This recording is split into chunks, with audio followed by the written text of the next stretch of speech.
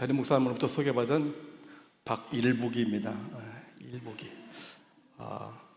지난번에 왔을 때는 제가 배하고 사과, 복숭아를 가지고 와서 여러분 앞에 설교한 말씀 전하면서 또 그 막내 아들 간증을 했던 기억이 납니다.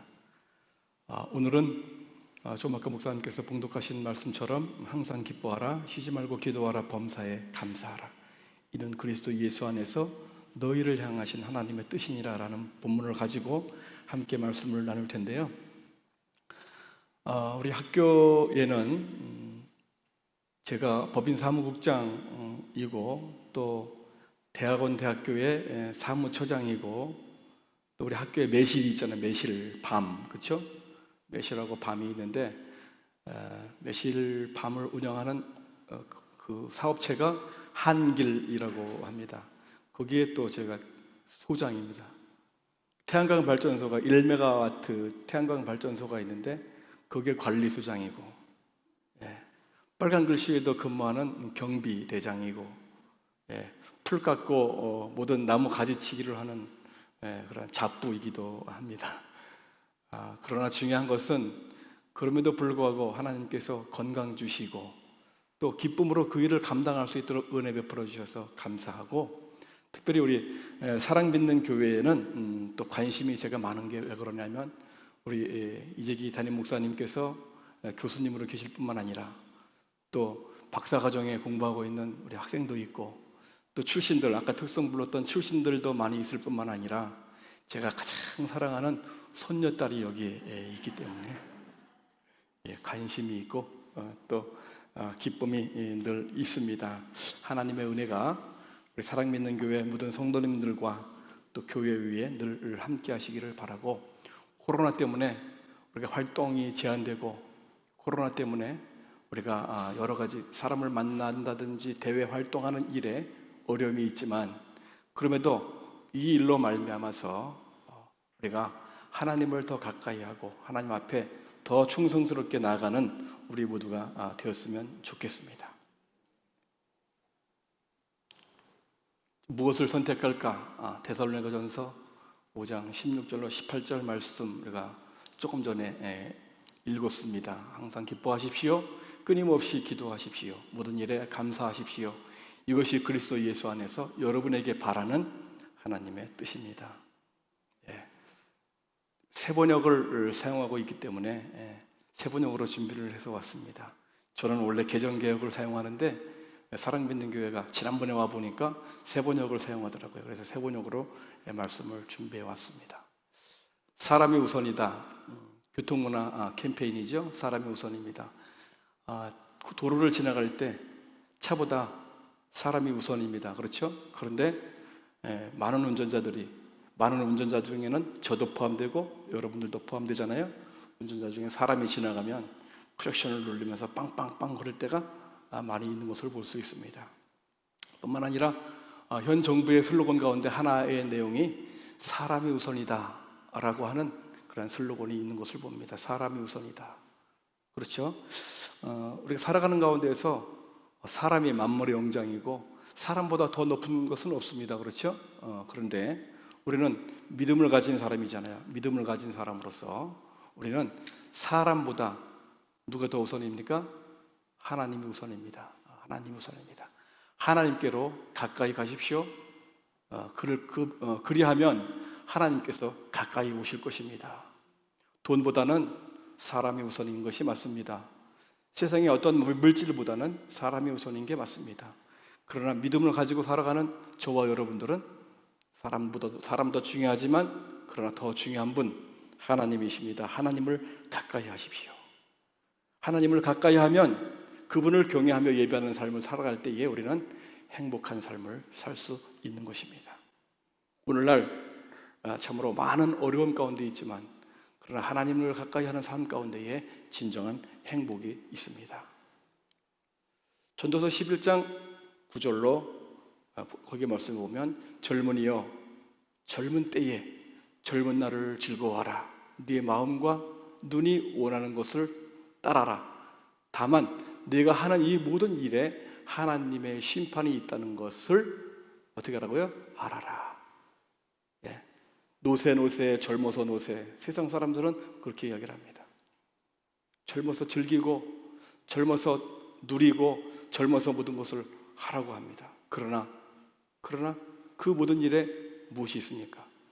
심판이 있는 줄 알라고 말씀하고 있습니다. 그러므로 우리는 하나님의 심판이 두려워서가 아니라 젊을 때 힘다해서 하나님을 섬기고 하나님을 가까이 하는 삶을 살아가면 하나님께서 우리에게 진정한 기쁨과 축복을 내려주실 것입니다.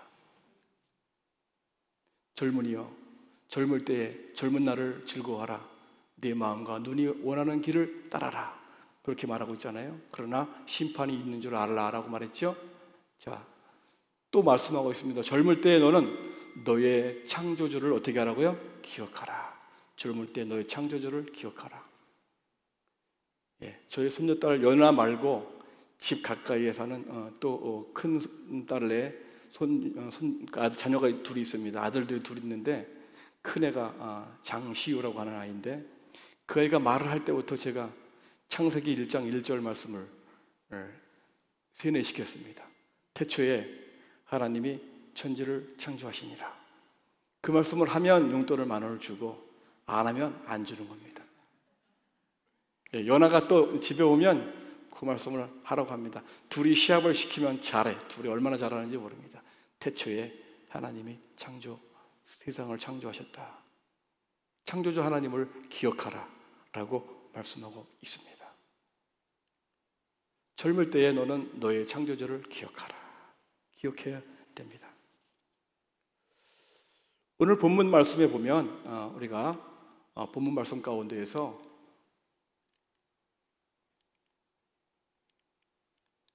말을 잘 안 들어요. 항상 기뻐하라 라고 말씀하고 있잖아요. 항상 기뻐하라. 항상 기뻐하라. 기뻐해야 되는데 저와 여러분의 삶은 기뻐할 수 없는 환경이 우리에게 있고 늘 짜증나고 또 마음에 분노가 넘치는 그런 삶을 살 때가 많이 있는 것을 볼 수 있습니다. 분이 일어날 수 있습니다. 짜증이 날 때가 많이 있습니다. 그런데 하나님은 우리에게 말씀합니다. 그럼에도 불구하고 항상 어떻게 하라고요? 기뻐하라 라고 말씀하고 있습니다. 빌립보서 4장 4절에 보면 주 안에서 항상 기뻐하십시오. 다시 말합니다. 어떻게 하십시오? 기뻐하십시오. 제가 말하는 것이 아니라 하나님께서 그렇게 말씀하고 있습니다. 주 안에서 항상 기뻐하십시오. 다시 말합니다. 기뻐하십시오. 주 안에 있기 때문에 기뻐해야 됩니다. 우리를 구원해 주셨기 때문에 기뻐해야 됩니다. 세상 사람들은 물질로 인해서 또 환경으로 인해서 기뻐할 수 있지만 우리들은 그것을 초월해서 하나님께서 그 아들 예수 그리스도를 저와 여러분을 위해서 이 땅에 보내주셨고 그 아들 예수 그리스도께서 십자가에 못 박혀 죽음으로 우리의 죄와 허물, 가장 근본적인 그러한 문제를 해결해 주셨기 때문에 우리는 어떻게 할 수 있습니까? 기뻐할 수 있습니다. 그러므로 그것으로 인해서 기뻐하라고 말씀하고 있습니다. 예수님의 제자들이 예수님의 명령을 받고 둘씩 나가서 말씀을 전하고 또 귀신도 쫓아내고 그런 일들을 합니다. 그리고 와서 예수님께 보고를 합니다. 전도하고 나면 담임 목사님한테 보고해서 써서 제출해야 되죠. 보고해야 됩니다. 오늘 이렇게 전도했습니다. 이 성경에 나오는 방법이에요. 예수님의 제자들이 예수님께 보고합니다. 선생님, 우리가 주님의 이름으로 명하노니 귀신이 우리에게 항복합니다. 항복하는 것을 우리가 봤습니다. 그랬더니 보고를 들은 예수님께서 뭐라고 말씀하시냐면 귀신들이 항복하는 것으로 기뻐하지 말고 너희의 이름이 하늘에 기록된 것으로 인해서 기뻐하라. 그렇게 예수님께서 말씀하고 있습니다. 우리가 기뻐해야 될 이유, 그것은 저 사망 권세 가운데 있고 사망에 기록되어 있던 우리의 이름이 어디에 기록되어 있는 것으로? 하늘에 기록되어 있는 것으로 기뻐하라. 그 이유로 인해서 우리가 기뻐할 수 있습니다. 그러므로 우리가 환경적으로 어려움이 있고 코로나 때문에 힘들고 그런 상황 가운데 있지만 그럼에도 불구하고 우리가 기뻐할 수 있습니다. 주님은 우리에게 말합니다. 다시 말합니다. 어떻게 하라고요? 기뻐하십시오 라고 말씀하고 있습니다. 요한복음 3장 16절에도 말씀하고 있잖아요. 하나님께서 세상을 이처럼 사랑하사 외아들을 주셨으니 이는 그를 믿는 자마다 멸망하지 않고 영생을 얻게 하려 하심이라. 너무나 중요한 말씀이잖아요. 우리가 멸망하지 않습니다. 멸망할 수 없습니다. 왜냐하면 하나님께서 그 아들 예수님을 이 땅에 보내주셔서 우리를 구원해 주셨기 때문입니다. 그것으로 인해서 항상 기뻐하며 살아가는 일을 선택하는 우리 모두가 되었으면 좋겠습니다. 쉬지 말고 기도하라. 두 번째는 쉬지 말고 기도하라. 복음 찬송에 이런 찬송이 있잖아요. 기도는 우리의 안식 빛으로 인도하리. 앞이 캄캄할 때 기도 잊지 마세요. 여러분, 힘들고 앞이 캄캄할 때만 기도하십니까? 주님은 말씀합니다. 힘들고 어려울 때도 기도하지만 어떻게 기도하라고요? 쉬지 말고 항상 기도해야 됩니다. 기도하며 살아가는 모든 여러분들이 되었으면 좋겠습니다. 빌립보서 4장 6절로 7절에 빌립보서 4장 6절로 7절에 이렇게 말씀하고 있습니다. 아무것도 염려하지 말고 모든 일에 오직 기도와 간구로 하고 여러분의 바라는 것들을 감사하는 마음으로 하나님께 아뢰십시오. 그리하면 뭐라고 그랬어요? 네, 사람의 헤아림을 뛰어넘는 하나님의 평화가 사람의 헤아림을 뛰어넘는 하나님의 평화가 어떻게 해요? 네, 여러분의 마음과 생각을 그리스도 예수 안에서 지킬 것입니다. 지켜줄 것입니다. 이게 중요한 말씀입니다. 네, 하나님 앞에 우리가 항상 기도함으로 나아가면 사람의 헤아림을 뛰어넘는 그 평화가 여러분의 마음에 임한다고 말씀하고 있는 것입니다. 오늘날 우리의 마음과 생각은 혼란스럽고 불안한 시대 가운데 우리가 살아갑니다. 그렇기 때문에 사람들이 우울증에 걸리고 우울증 환자가 증가할 뿐만 아니라 정신병 병원에서 치료받는 사람들이 얼마나 많이 있는지 모릅니다. 그러나 그러한 가운데서도 우리가 기도하면, 기도로 하나님 앞에 나가면 하나님께서 우리의 마음과 생각을 지켜주셔서 우리를 어떻게 평안으로 인도해 주신다고 하시는 것입니다. 하나님의 은혜와 평강이 사랑받는 교회 모든 성도님들에게 늘 임하시기를 바랍니다. 하나님 앞에 기도함으로 나아갈 때 하나님께서 여러분을 평안으로 인도해 주실 것입니다. 하나님을 가까이 하라 그러면 너희를 가까이 하시리라 말씀했잖아요. 그런데 우리는 하나님보다 더 가까이 하는 것이 있어요. 뭔지 아세요? 핸드폰. 얼마나 가까이 하는지 몰라. 아이들 뱃속에서 나면서부터 이거 배워 이거. 뱃속에서 나면서부터 배워 이거. 얼마나 핸드폰 없으면 아이들이 울음을 그치지 않을 정도로 그렇게 핸드폰이 중요한 시대에 우리가 살고 있습니다. 모든 정보가 거기 담겨 있습니다. 네. 전에는 어떻게 했어요? 전화번호를 우리가 다 기억을 했잖아요. 그 다음에 지도 검색을 해가지고 어디로 갔습니까? 목적지로 갈 때에 지도 검색을 하고 갔잖아요. 그런데 지금 어떻게 합니까? 내비게이션 하나만 찍으면 갑니다. 그런데 중요한 것은 뭐냐면 이 핸드폰이 충전되어 있지 않으면 뭐예요? 한 글자로 말하면 뭐냐면 짐입니다. 충전되어 있지 않으면 짐입니다. 짐. 충전되어 있을 때 모든 정보를 우리가 검색할 수 있고 모든 것들을 찾아서 하다못해 사랑하는 나의 아내에게 전화를 해도 전에는 전화번호 눌러서 했는데 지금은 어떻게 해요? 그냥 단축번호 하나만 누르면 아내가 전화를 받고 딸이 전화를 받고 아들이 전화를 받는 그런 시대에 살아가고 있습니다. 그래서 많은 사람들이 검색을 해서 0번을 눌러봐가지고 순위가 누군가 0번이 누군가 이 순위에 따라서 판가름을 한다 그러죠. 누구를 더 사랑하는가. 그래서 저는 그거를 하지 않습니다. 단축번호에 아무도 없습니다. 모두를 사랑하기 때문에. 여러분 핸드폰을 가까이 하면 모든 정보를 얻을 수 있습니다. 그러나 하나님을 가까이 하면 그보다 더 중요한 평안을 우리가 누릴 수 있고 평안을 얻을 수 있습니다. 우리 학교가 1967년부터 지금까지 학교를 유지하고 있는데 우리 학교가 대학원 대학교로 인간하면서 우리 학교가 정원이 99명 정원입니다. 그래서 1년 예산이 10억 정도 됩니다. 10억. 아마 우리 사랑 믿는 교회 예산 정도도 이 정도 되지 않을까 싶은데요. 10억의 예산입니다. 우리 학교가. 그런데 학생 수가 99명, 100명 이상을 할 때 한 학생의 등록금이, 물론 박사과정, 우리 오수정 전도사님은 조금 비싸요. 박사니까. 근데 일반 평균 석사 학위를 받는 사람들은 학기 한 번 그 등록금이 265만 원입니다. 265만 원. 그러면 1년에 2번 내니까 합치면 얼마 나와요? 530만 원. 평균 잡아서 그럼 1년에 예산이 얼마 들어오는 거예요? 100명 잡으면 5억 3천만 원 정도 들어옵니다. 5억 3천. 그런데 우리 학교에 그 학생이 지금 50% 정도밖에 되지 않습니다. 50%. 그러면 100명에서 50%만 몇 명이에요? 계산이 다 나오죠? 50명 정도 됩니다. 휴학생까지 포함해서. 그러면 등록금이 얼마 정도 들어옵니까? 5억 3천에서 50%.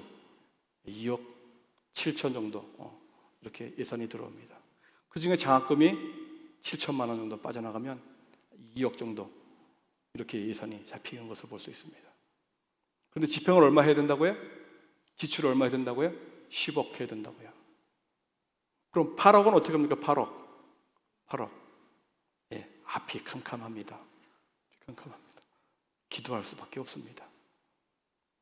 3월 달에 2020년도 새 학기가 시작되었는데 교수님들 등록금, 교수님들과 우리 교직원들 급여를 지출해야 되지 않습니까? 제가 사무처장이잖아요. 급여를 지출해야 되는데 2019학년도에 3개월치가 밀렸어요. 그래서 2020학년도 들어온 등록금 가지고 3개월치도 못 줬지만은 그것을 다 지출하고 나니까 3월 달에 시작되는 학기에 급여를 줄 수가 없는 겁니다. 정말로 앞이 캄캄하잖아요. 네, 제가 혈압약을 먹습니다. 여러분이 기도해 주지 않고 여러분이 후원해 주시지 않으면 절대로 운영할 수가 없고, 여러분이 날마다 숨쉬는 순간마다 대학원 대학교를, 물론 본교회를 위해서, 1순위는 본교회를 위해서, 사랑 믿는 교회를 위해서, 2순위는 대학원 대학교를 위해서 기도해 주시기 바랍니다. 기도하지 않으면 학교가 존재할 수 없습니다. 여러분 앞에 나왔던 특성 불렀던 이런 분들이 배출될 수 없습니다. 해외 나가서 선교사로 활동하고 있는 선교사들을 배출할 수 없습니다. 화요일 날 저녁마다 학생들이 기도합니다. 학교를 위해서, 또 공부하는 그 과정들을 위해서 열심히 기도합니다. 수요일 날 저녁마다 원로 목사님 네 분들이 우리 학교에 오셔서 수요 예배를 마치고 기도실에 모여서 열심히 12시까지 기도합니다. 노경호 목사님 네 분, 김종호 목사님 네 분, 한은서 목사님, 그리고 저, 그리고 김재경 목회자가 함께 열심히 기도합니다. 사무처 직원이 전화합니다. 사무처장님, 3월 달에 전체 금액 가운데에 급여도 있고 공과금도 있고 법정부담금도 있는데 그 중에 3월 25일 날 급여가 나가야 되는데, 다른 건 못 나가고 급여만 나가야 되는데 급여 나갈 돈은 들어왔습니다. 공과금을 먼저 낼까요? 급여를 지급할까요? 뭘부터 줘야 됩니까? 공과금이 밀리면 안 되는데, 공과금이 밀리면 뭐가 붙어요? 연체금이 붙잖아요. 연체금이 붙습니다. 연체금을 붙여야 됩니까? 급여를 줘야 됩니까? 급여는 조금 밀려도 연체금이 안 붙는데,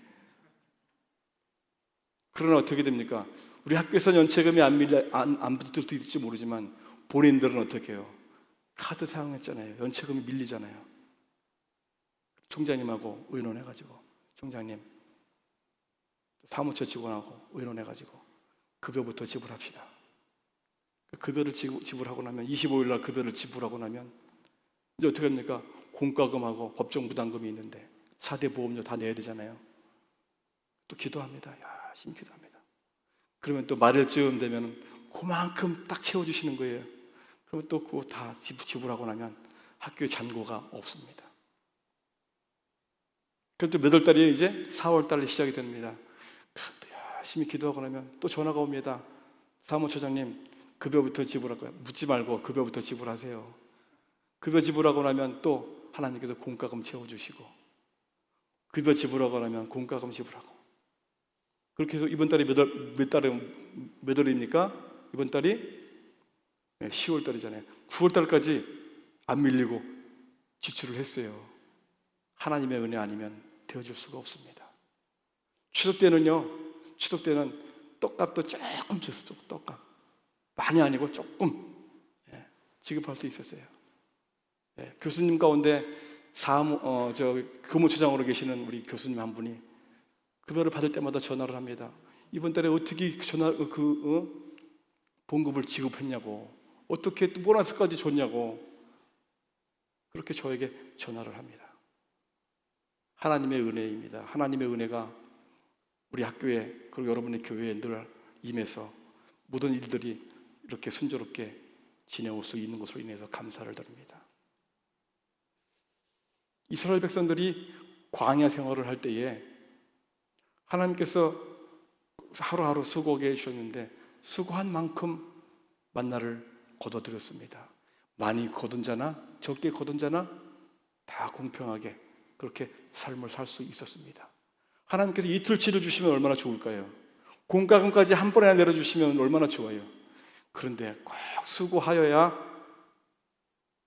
먹을 수 있도록, 채울 수 있도록 그렇게 해 주신 것으로 인해서, 그리고 또 감사합니다. 기도할 수 있도록 은혜 주셔서 감사합니다.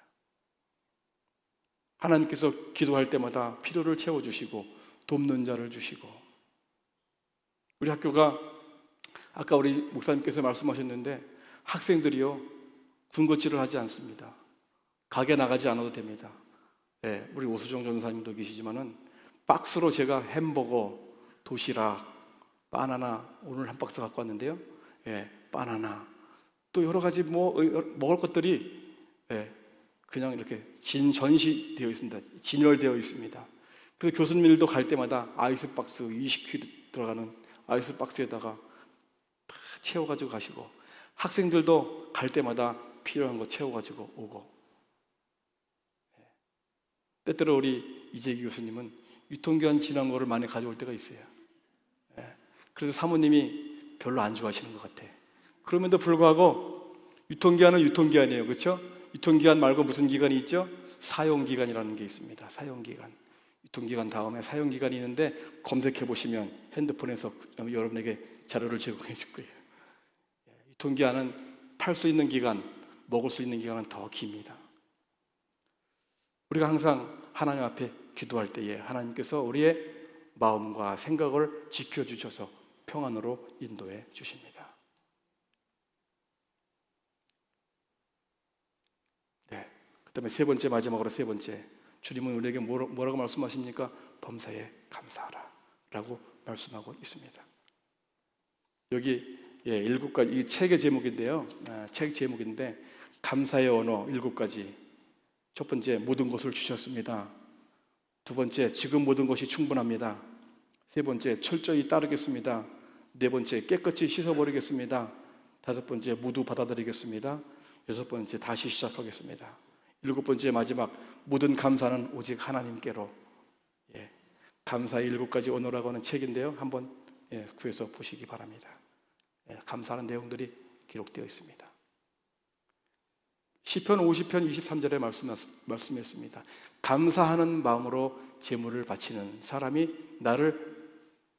나에게 영광을 돌리는 사람이니, 그렇게 말씀했어요. 올바른 길을 걷는 사람에게 내가 나의 구원을 보여주겠다라고 말씀을 하고 있습니다. 시편 136편은 감사로 시작해서 감사로 끝납니다.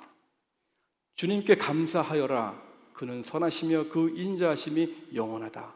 마지막 26절에 하늘에 계신 하나님께 감사하여라. 그 인자하심이 영원하다라고 말씀을 하고 있습니다. 성경에 감사하라는 내용의 그 문장이 36번 나옵니다. 제가 일일이 쉬어본 건 아니고요. 검색해 보니까 그렇더라고요. 36번이 있습니다. 그런데 그 중에서 26번 감사하여라, 라고 하는 내용이 시편 136편에 나옵니다.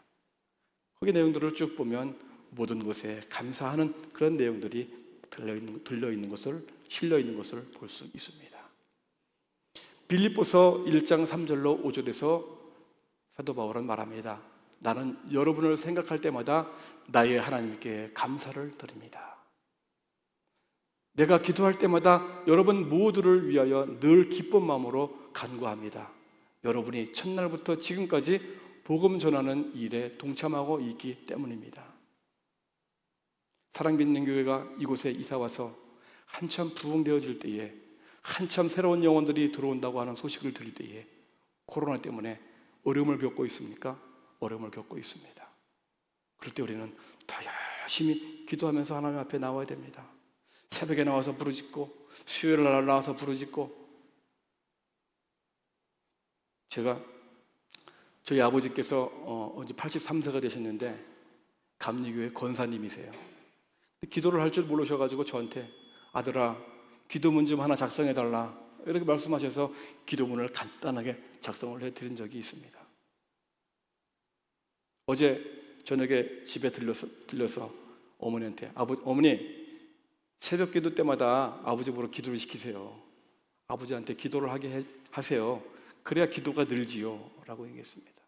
명절에 가보니까 목사인 저는 자고 있는데 어머니 아버지는 방에서 자녀들이 깰까 봐 조용하게 찬송 부르고 말씀 보고 기도하시더라고요. 와. 오늘도 제가 여기 사랑받는 교회 말씀 전하러 온다니까 전화를 하셨어요. 오기 전에 말씀 잘 전하게 기도한다. 얼마나 감사한지 모릅니다.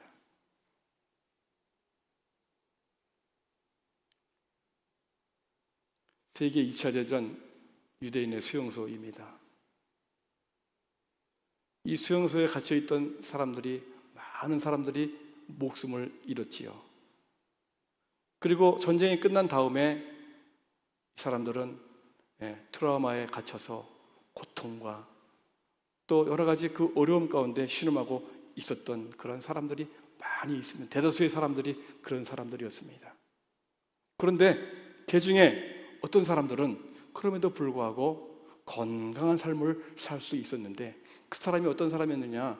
수용소에서도 그러한 어려운 가운데서도 어려운 환경 가운데서도 감사의 조건 한 가지씩 일기에 기록하면서 살았던 사람들이 건강한 삶을 살 수 있었다고 하는 것입니다. 세상에서 여기 그 동영상을 하나 지금 보고 넘어가기 바랍니다. 동영상 TV KBS에서 나온 겁니다. KBS에 2017년도에 나온 건데 4월 아마 30일쯤에 나왔던 것 같습니다. 한번 동영상 보여주시기 바랍니다. 사생아로 태어나 할머니 손에서 자란 한 소녀가 있었습니다. 삼촌의 성폭행으로 14살의 나이에 미혼모가 됐고 마약과 알코올에 빠져 청소년기를 보냈습니다. 세계에서 가장 영향력 있는 사람 중에 한 명이자 토크쇼의 여왕이라 불리는 오프라 윈프리의 얘기입니다. 그녀가 이렇게 절망적인 시간을 딛고 일어서는 데 힘이 돼준 것은 바로 감사일기라고 하죠. 소소한 일상에서 느끼는 감사의 마음이 때론 내 몸과 마음의 변화를 넘어 우리 삶의 많은 것을 바꾸기도 합니다. 이런 50분은 서울의 한 작은 신문사. 올해로 입사 7년 차인 유지미 씨는 얼굴에 늘 미소가 넘치는데요. 하지만 그녀도 처음부터 밝고 긍정적인 사람은 아니었습니다. 유지미 씨를 변화시킨 건 바로 감사일기. 점심 식사 후에 커피를 이제 마셨는데 커피를 마실 시간이 있고 또 커피를 마실 돈이 있어서 감사하다. 이런 내용들 강의를 들었어요. 저도 하루에 100가지씩 감사한 거를 열심히 이렇게 쓰면서 감사가 습관화되면 삶이 달라질 수 있다. 그래서 달라진다는 의미가 뭔지 너무 궁금해가지고 쓰게 됐어요.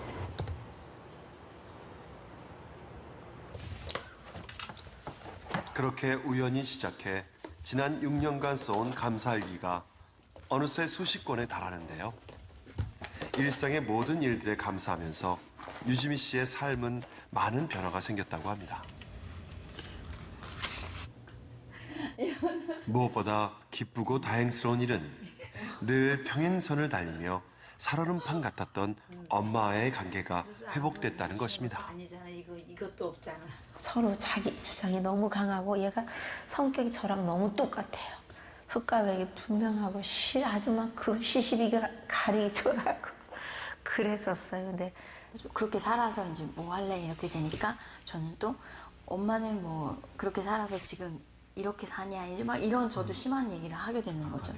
그러니까 서로의 삶을 부정하는 얘기들을 하다 보니까 그게 상처가 되고 갈등이 되고 이제 했던 것 같아요. 갈등의 모녀 관계로 살아가던 어느 날 갑작스레 엄마에겐 암까지 찾아왔는데요. 만성 골수성 백혈병으로 투병하면서 시한부 선고를 받은 것만도 2차례. 급작스런 막 머리 통증이 오기 시작해가지고 그냥 쓰러져가지고 일어나지도 못하고 그래서 119에 몇 번을 실려가고 이제 3개월 남았다고 이제 교수님이 우리 식구들을 다 불러놓고 3개월 남았으니까 가족들 보고 싶은 사람들 다 불러주고 그렇게 하라고. 이게 저희 딸하고 제가 사이 안 좋을 때 우리 딸이 화해로다가 백감사를 써서 줬어요. 그래서 이거 갑오로다 이렇게 갖고 있어요. 차라리 삶을 포기하고 싶을 정도로 고통스러워하던 엄마를 살린 건 딸이 진심을 담아 보낸 감사 편지였습니다.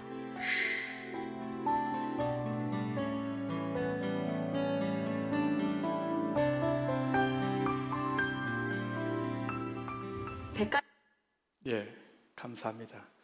감사는 이렇게 우리 삶을 변화시키고 감사는 우리를 건강하게 해줍니다. 감사할 때 우리 뇌에 있는 도파민 그 작용이 확산되어 가지고 더 많이 증가되어 가지고 우리 질병을 치료하는 면역세포가 많이 나온다고 합니다. 감사하는 삶으로 늘 건강한 삶을 살기를 바랍니다. 감사하는 사람이 행복한 사람입니다. 거기 밑에 보면 2017년 4월 5일자 생로병사의 비밀, 거기 보면 이 감사가 얼마나 행복한 것인가 하는 그 내용이 나와 있는데 검색을 해가지고 보시면 인터넷에서 보시면 조금 아까 봤던 긍정의 힘이라고 하는 그 전주간 거고 감사에 대한 내용은 4월 5일자 내용인데요. 굉장히 여러분들에게 도움이 되니까 한번 찾아서 검색해서 보시길 바랍니다. 감사는 하나님과 영적으로 대화하는 통로입니다. 감사는 하나님을 영화롭게 하는 삶입니다. 감사는 내 심령을 하나님께 보여드리는 겁니다. 감사는 예수 그리스도 안에서 저와 여러분을 향하신 하나님의 뜻이라고 말하고 있습니다. 미국 사람들은 늘 말할 때마다 어떻게 합니까? 땡큐. 늘 습관화되고 생활화되어서 감사가 넘쳐나는 그런 삶을 살아갑니다. 우리나라 사람들은 어떻게 살아갑니까? 아이고 지겨워. 지금은 그런 말을 잘 안 하는데 어른들 말에는 늘 습관처럼 지겨워. 요즘 학생들은 어떻게 하는지 아십니까? 짜증나. 웬 짜증이 이렇게 많이 나는지 모르겠어요. 우리 가정부터 달라집시다. 우리 삶부터 달라집시다. 감사가 우리 마음에 습관처럼 배어나오는 삶을 선택하고 그런 삶을 살아갈 때에 우리 안에 하나님의 은혜가 충만한 삶을 살아갈 수 있을 것입니다. 항상 기뻐하고 쉬지 말고 기도하며 범사에 감사하라고 하신 주님의 말씀을 이루며 살아가는 우리 사랑 믿는 공동체 되시기를 주님 이름으로 축복합니다. 기도하겠습니다.